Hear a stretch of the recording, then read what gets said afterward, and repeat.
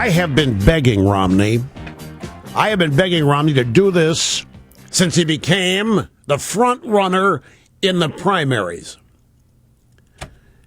When I applauded Newt during the primaries, during the debates, is because he went ideological. You remember one of the biggest events, I think it was the South Carolina primary debate.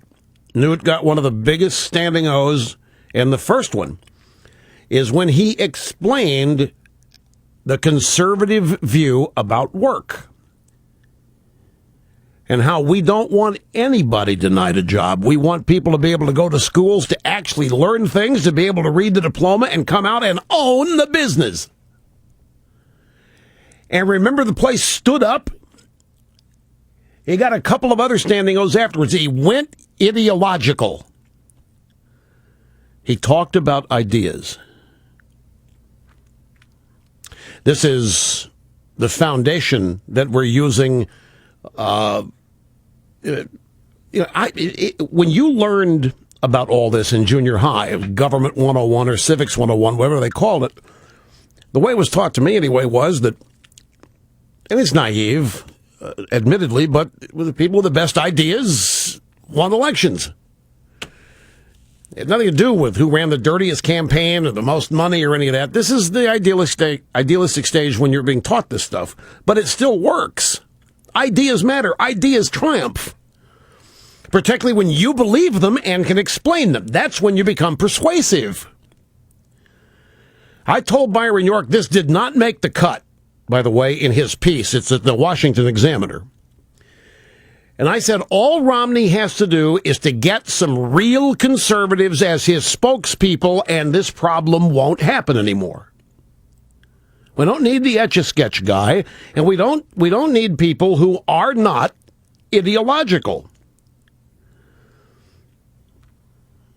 I've even used the word. I have begged Romney and the Republican Party at large, would you please say this is ideological?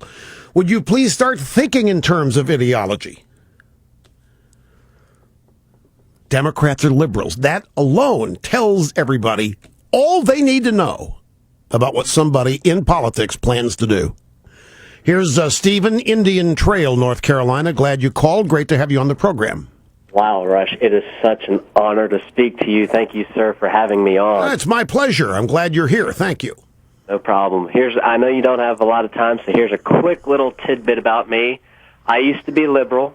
I still live with my liberal parents, well, family, I should say.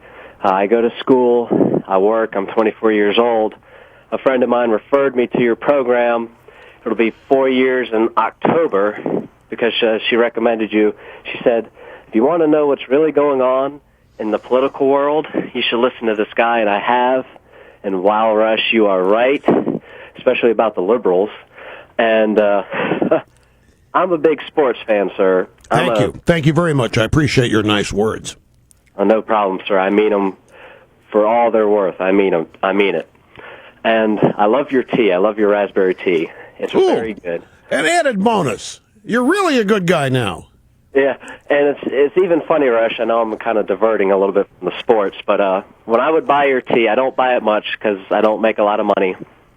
My parents hate the fact that it's under your name. They hate it. They even hate the fact that I became a Rush 24/7 member this May. They hate the fact that I received the Limbaugh letter. What is wrong with your parents? Why hate? They're liberals, sir, and I used to be that way. Thankfully, I was converted to the good side about 5 years ago. They just don't like you. They listen to all the left-wing media people. They voted for Obama, and they believe everything he says to be the truth. Well, they're your parents, so I won't say anything. It's okay, Rush. I have friends who help me out with that, and I have exercise. So anyway, on to the sports. I'm a big football fan. I'm a 49ers fan, a Buffalo Bills fan, and since I live in North Carolina, I'm a Carolina Panthers fan. I hate the fact that now, especially with the bounty, everyone's, you mentioned this not too long ago, everyone's going to go, this hit, was it a fine? Is it a bounty? And I don't know if you know this, but liberals have even invaded NASCAR. NASCAR mandates everything pretty much for the cars. The templates of how the body is shaped. They even only allow the teams to adjust certain things because they want everything to be fair for the smaller teams and safe. And it's about control. I know the whole prospect of listening to a football game this year has already got me ticked off. I already know, folks, what I'm going to hear. I already know. First hard hit, I know what I'm going to hear. I just don't want to deal with it.